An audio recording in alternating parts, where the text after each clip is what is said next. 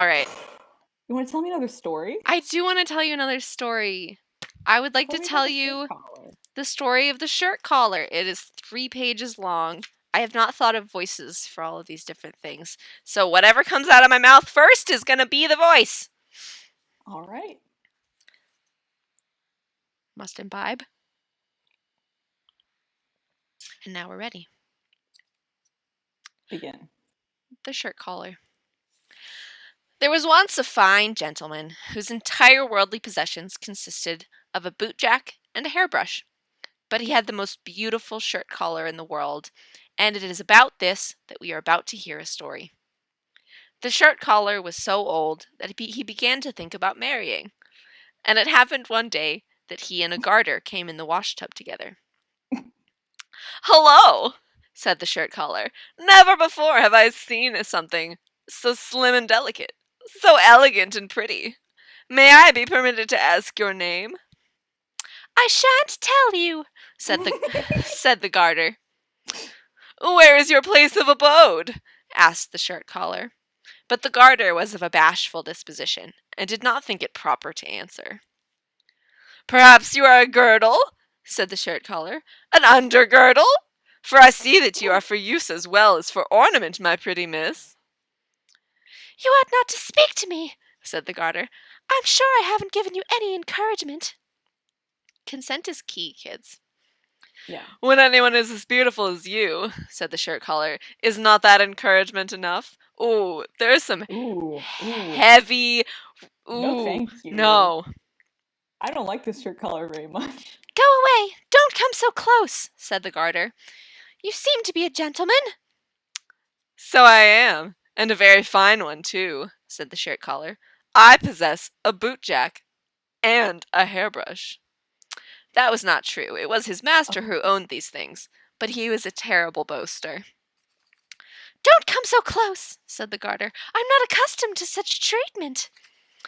"What affectation!"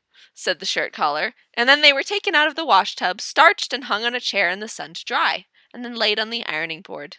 Then came the glowing iron. "Mistress Widow," said the shirt collar, "dear Mistress Widow, I am becoming another man. All my creases are coming out. You are burning a hole in me. Ugh! Stop, I implore you." "You rag!" said the iron, traveling proudly over the shirt collar, for it thought it was a steam engine, and ought to be at the station drawing tracks. "Rag!" That's so funny. it said.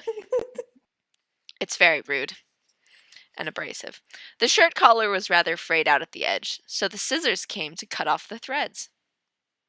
"Oh," said the shirt collar, "you must be a dancer. How high you can kick!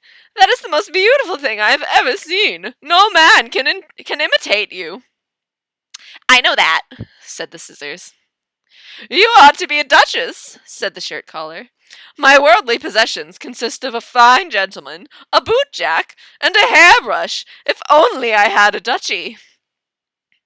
"What? He wants to marry me?" said the scissors, and she was so angry that she gave the collar a sharp snip, so that it had to be cast aside as good for nothing.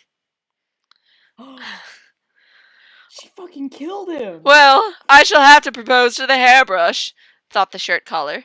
"It is really wonderful what fine hair you have, madam. Have you never thought of marrying?" "Yes, I have," answered the hairbrush. "I'm engaged to the bootjack."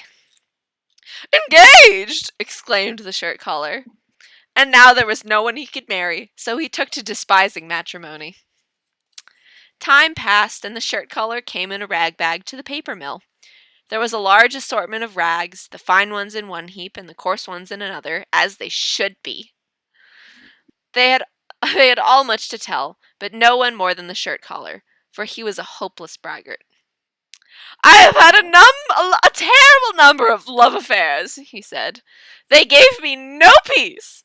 I was such a fine gentleman, so stiff with starch. I had a bootjack and a hairbrush which I never used. You should have just seen me then. Never shall I forget my first love. She was a girdle, so delicate and soft and pretty. She threw herself It in wasn't even a girdle. she threw herself into a washtub for my sake. Then there was a widow who glowed with love for me, but I left her alone till she became black. Then there was the dancer who inflicted the wound which has caused me to be here now. She was very violent. My own hairbrush was in love with me, and lost all her hair in consequence. Yes, I have experienced much in that line, but I grieve most of all for the the girdle, who threw herself into the wash-tub. I have much on my conscience. It is high time for me to become white paper. And so he did. He became white paper, the very paper on which this story is printed. Dear God. And that was because he had boasted so terribly about things which were not true. We should take this to heart, so that it may not happen to us, for we cannot indeed tell if we may not some day come to the rag bag and be made into white paper, on which will be printed our whole history, even the most secret parts, so that we too go about the world relating it, like the shirt collar. That was so much. Isn't that just the most incredible story? The lesson here is, don't lie about your life, because one day you'll be thrown in a bag of scraps, recycled into paper, and then your story will be written on your own dead body.